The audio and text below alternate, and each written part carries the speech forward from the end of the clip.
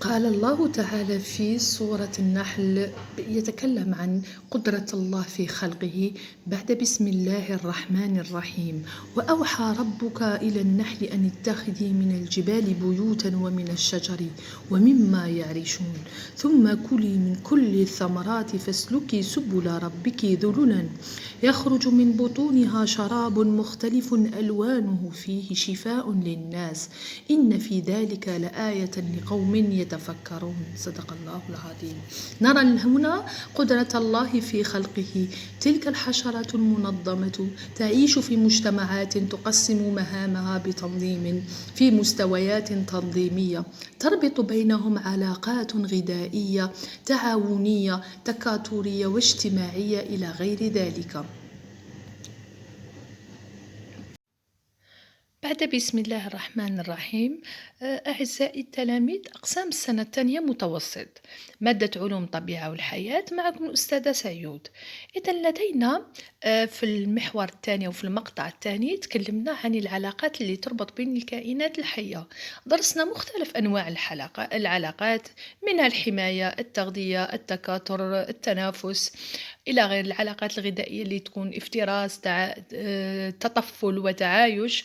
ودرسنا كذلك العلاقات الغذائية كيف ننظمها وتصبح سلسلة غذائية ثم دورة الحياة. الآن في النشاط 3 سوف ندرس علاقة اجتماعية تربط بين كائنات حية من نفس النوع، ومثال واضح على ذلك هو مجتمع النحل. على بركة الله نبدأ. إذا ذكر أنزلت صورة بأكملها على النحل لتنظيمه وتسييره وسلاسة ترتيبه. كل منظم، كل فرد منظم لديه أعماله ولديه وظائفه في مستويات تنظيمية. نبدأ بالمقدمة الموجودة في الكتاب المدرسي صفحة 20. إذن تعيش بعض الحيوانات مثل الطائر أبو حناء منفردة خارج فترة التكاثر، لكن عند أغلبية الأنواع الحيوانية تعيش الأفراد على مجموعات متباينة في درجة التنظيم. إذن متباينة في درجة التنظيم أي مختلفة التنظيم، كل يستعمل طريقته الخاصة، مثل المستعمرات البطريق، سرب الذئاب. ونخص بالدراسة مجتمع النحل. إذن أفراد مجتمع النحل: يعيش النحل في الطبيعة داخل أعشاش، بينما الذي يربيه الإنسان يعيش في خلايا النحل، لي غوش اللي نعرفهم حنايا. يمكن لخلية النحل أن تضم من 20,000 إلى 50,000 فرد، ذلك لكل خلية نجد 3 أفراد.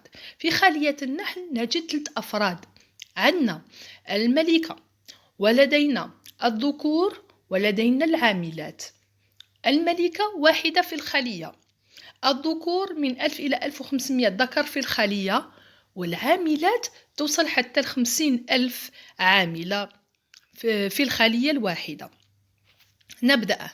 إذن الملكة وهي الأنثى الوحيدة الخصبة جنسيا، تعيش من 3 إلى 5 سنوات، تغذيها العاملات بالغذاء الملكي. إذن كي نقولوا الوحيدة الخصبة جنسيا معناتها هي الوحيدة التي تستطيع في إناث النحل، هي الوحيدة التي تستطيع التكاثر مع الذكور، عكس العاملات وهن إناث عقيمة لا تستطيع التكاثر. إذن تعيش من 3 إلى 5 سنوات أطولهن عمرا. تغذيها العاملات بالغذاء الملكي. الغذاء الملكي سيغمون تكونوا تسمعوا به ولا تعرفوه ولا تلاقيتوا به، خاصة في فترات الإرهاق والتعب، فترات الاختبارات. يروحوا لي بارون يشرونا هذاك لا جولي رويال، ولا يشرونا لو كومبليمون تاعها اللي مختوم في لي لابو اللي هو لا سي جيل فور. الغذاء الملكي يكون قوي، غني بالمواد، الفيتامينات، الأملاح المعدنية، les acides aminés etc. يكون un fortifiant, un vrai fortifiant par rapport للمياه اللي يجي خليط من حبوب الطلع ورحيق الأزهار. إذن الملكة هي الوحيدة، واليرقات الصغيرة هن الوحيدات اللواتي يتناولن الهلام الملكي، الغذاء الملكي، لا جولي رويال. إذن فلها حجم كبير ببطن كبير.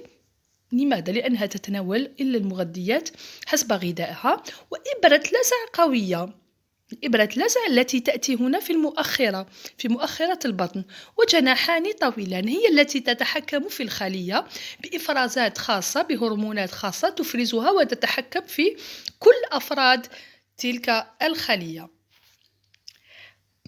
2.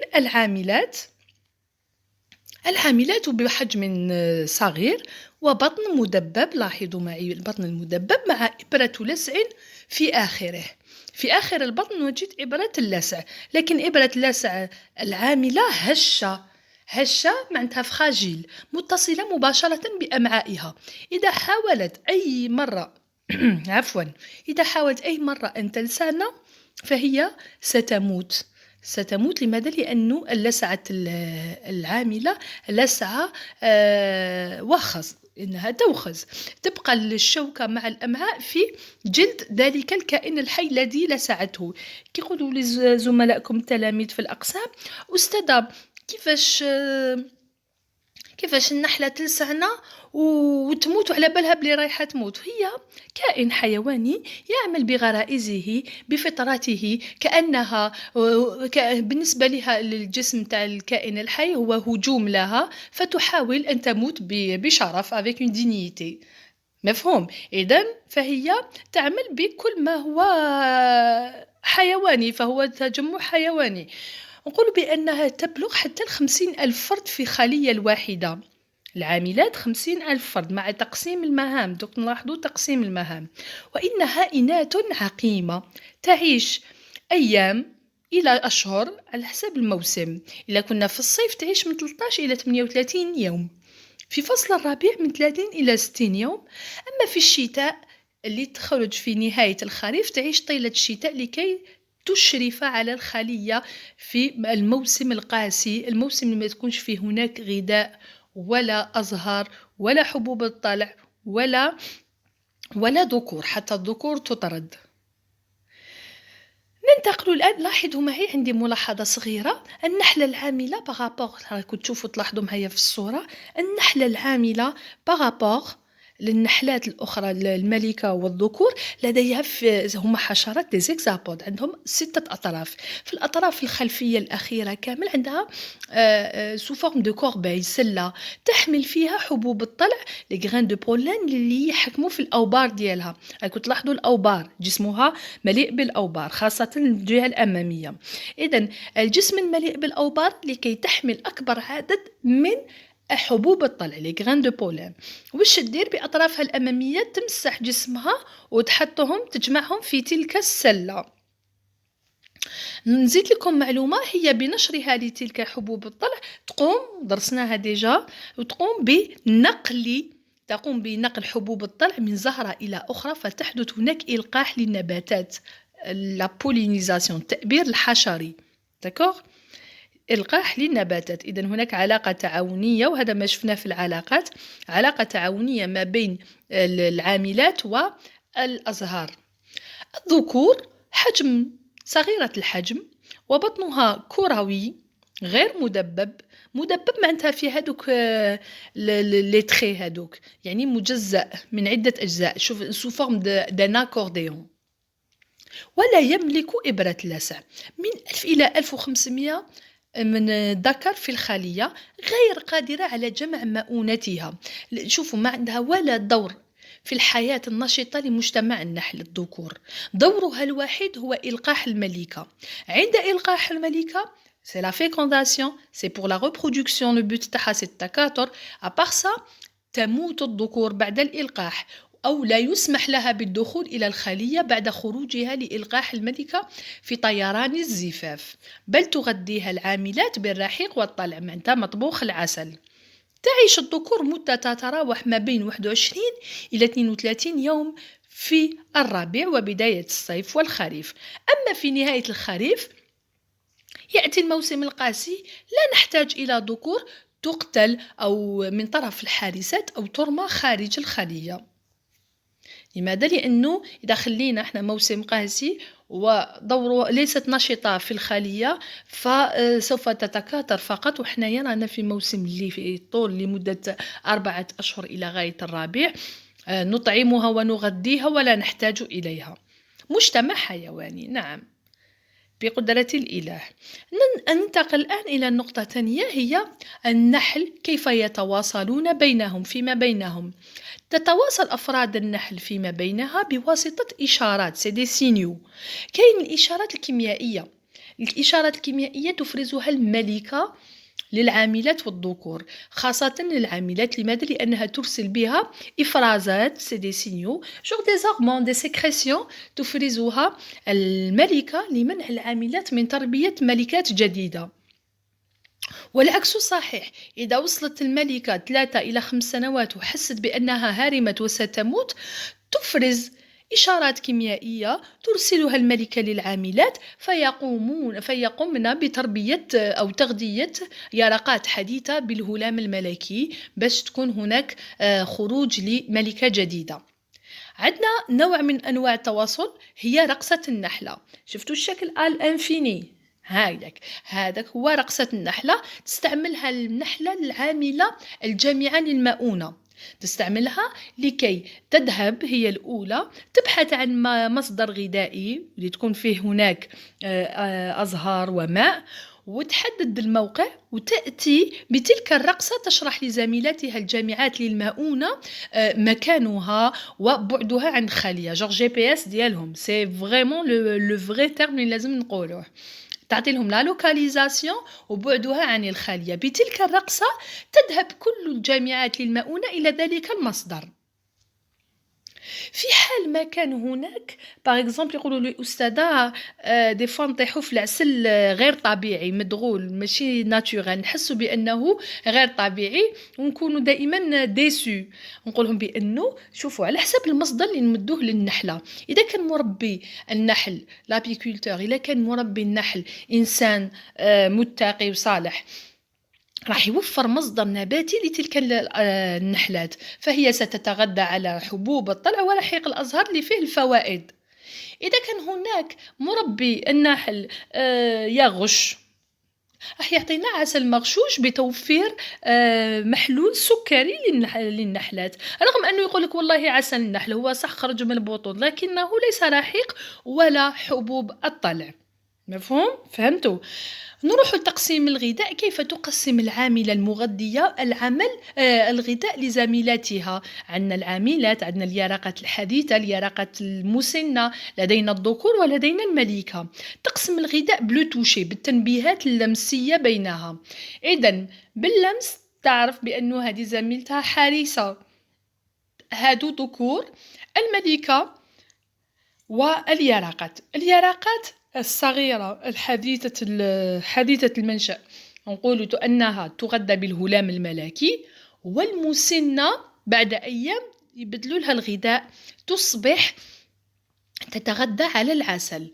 الذكور بالعسل، العاملات 50,000 عاملة بالعسل، والملكة بالغذاء الملكي. ننتقل إلى نقطة أخرى.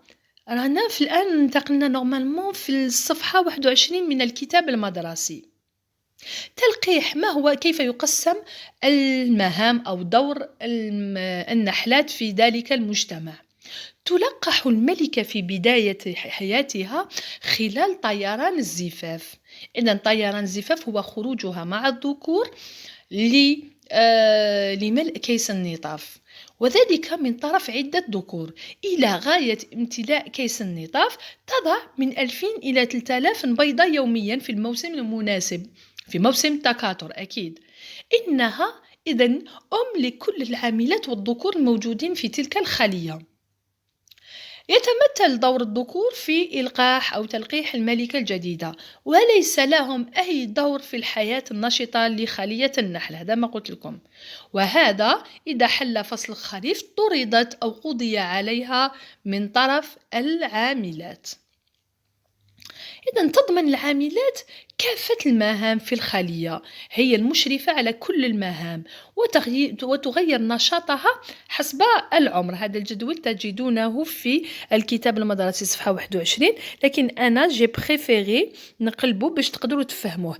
في الكتاب المدرسي نبداو بالجامعة للمؤونة اللي تفوت 21 يوم، أنا بديت لكم من الصفر ورحت حتى ل 21 يوم باش تعرفوا الأدوار تاع النحلة، كيف النحلة العاملة كيف تتغير. إذن فنتابع الجدول.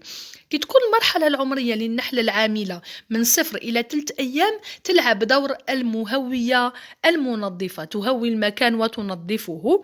فالأعمال المنجزة هي تنظيم أو تضمن تجديد الهواء داخل الخلية بفضل ضربات خاصة لأجنحتها. وتطرح العاملات جثث النحل لكادافر الميت والحيوانات الصغيرة التي قتلت من طرف الحادثات خارج الخلية. إذن هي تلعب دور المهوية celle qui va aérer l'espace la ruche، وتلعب دور المنظفة elle va l'organiser elle va le nettoyer من كل الجثث وجثث النحل الميت والحشرات اللي عند الباب الخلية اللي قتلت من طرف الحادثات. ننتقل من 3 إلى 10 أيام. النحلة العاملة راهي كبرت 3 جور، نبدلوا لها المهام، تولي المغذية، تولي هي اللي تقسم الغذاء. إذن فواش قلنا من قبل؟ تغذي اليرقات الحديثة بالغذاء الملكي التي تفرزه، واليرقات المسنة التي تتحول لعاملات وذكور بالعسل والطلع. نروح لنقطة أخرى من 10 إلى 17 يوم. المخزنة والشماعة تلعب هنا دورين في هذه 10-17 يوم. المخزنة التي تخزن العسل اللي تجيبوا العاملات الجامعات للمؤونة. الجامعات للمؤونة هن العاملات اللي يخرجوا في الوسط ويجيبوا لنا المؤونة. والمخزنة هي اللي تخزنها داخل تلك العيون. هذاك الأشكال السداسية نسموها عيون أو نسميها نخاريب. داكوغ، عيون أو نخاريب. مجموعة من العيون أو النخاريب تعطينا خلية نحل une ruche.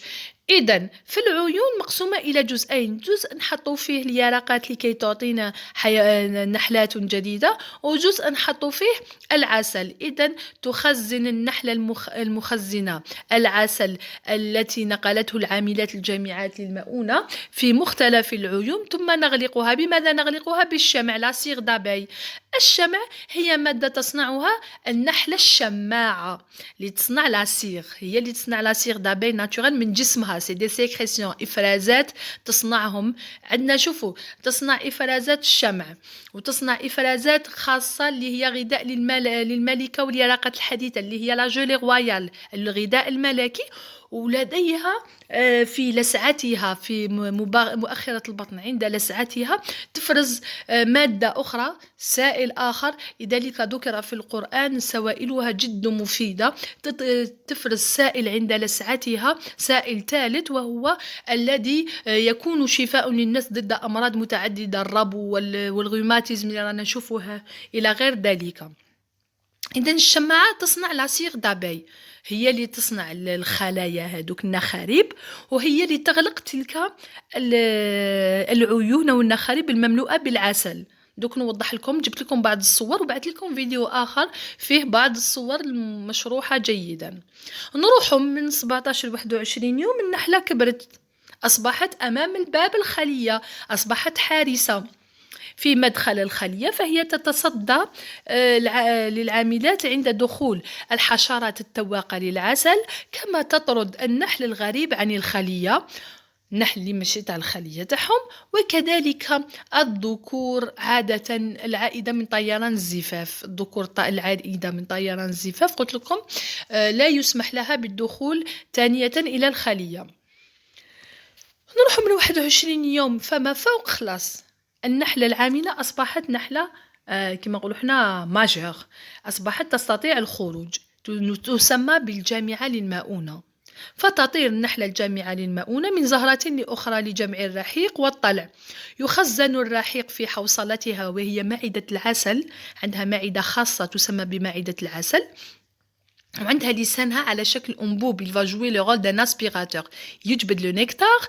عندنا السلات موضوعة فيها، السلات اللي في الأطراف الخلفية توضع فيها حبوب الطلع. إذن فبهذيك لاصاليف تاعها سوف تطبخ لنا مطبوخ العسل، يعيطولو ولا خبز العسل، الرحيق وحبوب الطلع ولعابها لا ساليف.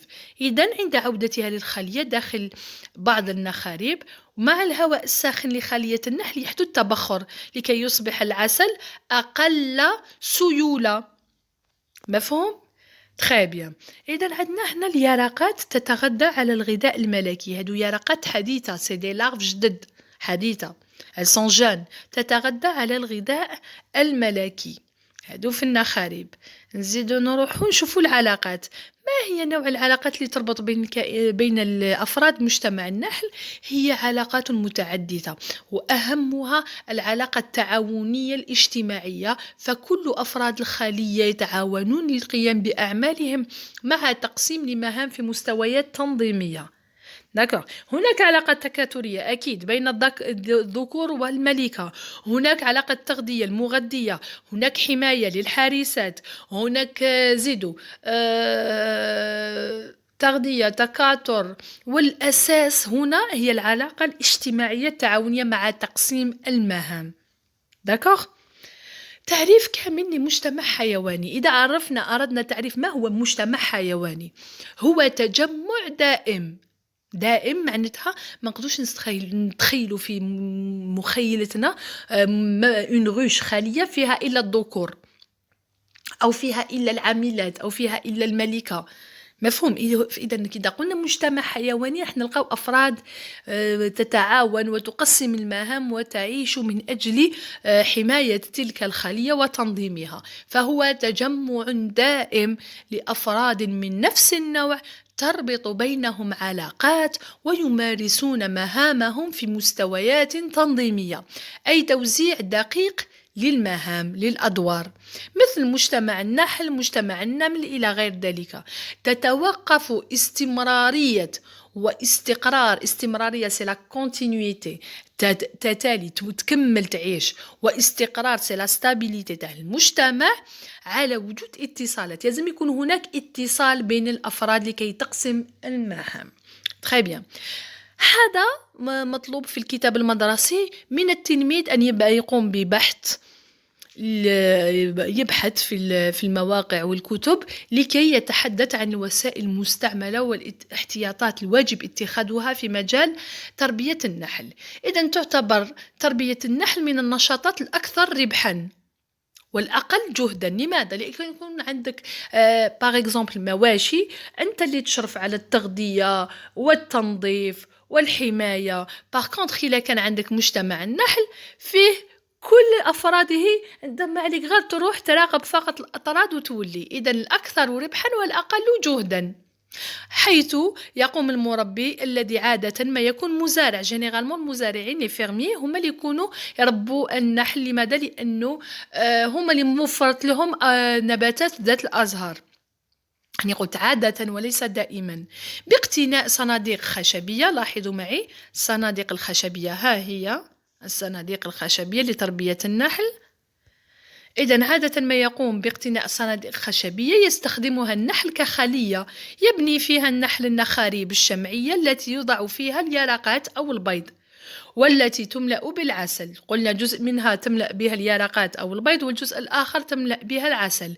ويجب استعمال بدلات خاصة، وهذه البدلة اللي تحمي الإنسان أو صاحب مربي النحل من تعرضه للسعات النحل. لأنه النحل ما يعرفش بأنه هذاك المربي، ولا إذا قرصتك وحدة ولا زوج صافا، مي 50,000 عاملة سي كالكو شوز تقدر تؤدي إلى الموت مباشرة.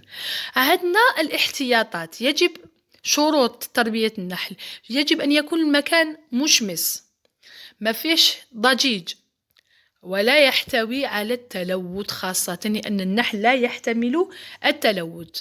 يجب إقامة الخلية مرتفعة عن الأرض بمسافة. توفير مصدر مائي. تعرض إقامة الخلية بمسافة لكي لا يصعد كل الحشرات الموجودة في التربة مثل النمل إلى غير ذلك، لكي لا تتعرض إلى هجوم حشري. توفير مصدر مائي والنباتات قريبة من النحل ليستخرج منها الرحيق pour faciliter la tâche. بعد شراء النحل يوضع في خلية ليومين لكي يتعود عليها. نخلو الخلية أو الأطراد مغلقة ليومين لكي لا يقوم النحل بالهروب أو الفرار من الخلية حتى يعتادون عليها. إبعاد الأطفال، لأن الأطفال لا يعلمون خطورة تربية النحل، ولا النحل يعرفون أن هذه أطفال مجرد لعب فقط. استعمال الغاز المخدر اللي هو الNO، أحادي أكسيد أو أول أكسيد الأزوت، اللي يجي من احتراق أي عشب يابس عند القيام بأعمال الخلية. إذا هنا كاين غاز مخدر يديروه المربي النحل، يقوم بحرق بعض العشب اليابس، راح تفرز منه غازات واللي هي أحادي أكسيد أو أول أكسيد الأزوت، اللي يخليه مخدر، اون انستيزي مومونتاني لو طون اللي الكائن أو الإنسان، لو طون اللي الإنسان يقوم بكل وظائف الخلية، من جمع الأطراد والتنقية، استخراج العسل إلى غير ذلك. لاحظوا معي راه يلبس هنا صاحب له قفازات يقوم بأعمال الخلية. هنا الصناديق، وهنا مرحلة من مراحل، شوفوا مراحل تنمو النحلة. تجي الملكة هنا في البداية على اليسار تضع البيض، تلك البيض تصبح يرقات، وتلك اليرقة تنمو لتصبح يا إما ذكورا أو إناثا أو عاملات أو ملكة على حسب التغذية. يقولوا لي نعطيكم سؤال آخر، يقولوا لي أستاذة يقتل الذكور في نهاية الخريف، فكيف يتم كيف يتم ظهور أو وجود ذكور جديدة في بداية الربيع؟ نقول لكم بأنه هذا سؤال وجيه. في النحلة الملكة في بداية الربيع تقوم بوضع بيوض غير ملقحة أو غير مخصبة. داكوغ، ما تكونش سيلول اف متكونه من اوفول بلس سبرماتوزويد، تكون اوفول فقط. تغذيها العاملات بقدرة الإله، تغذيها العاملات بالعسل وتحضنها لعدة أيام. شوفوا معي الحضن ماشي كما الدجاجة إلى غير ذلك، تخليها في العيون أو النخارب وتغلق عليها، توفر لها الشروط الملائمة لتعطينا ذكورا. لذلك تكون الذكور أقل صلابة، لا تملك إبرة لسع، تموت بعد الإلقاح مباشرة. مفهوم؟ شكلها كروي غير مدبب، إذا ما تلحقش الديفلوبمون أونتيي. هذه هي. نشكركم على حسن الإصغاء والمتابعة، بالتوفيق إن شاء الله. نتطرق الحصة الجاية بإذن الله إلى مقطع ثالث، وهو العوامل المؤثرة على نشاط وتوزع الكائنات الحية. انتظروني، بالتوفيق. ما تنسوش ديروا لايك وتابونيو في لاباج. Allez, bon courage mes enfants, bon courage, bye bye.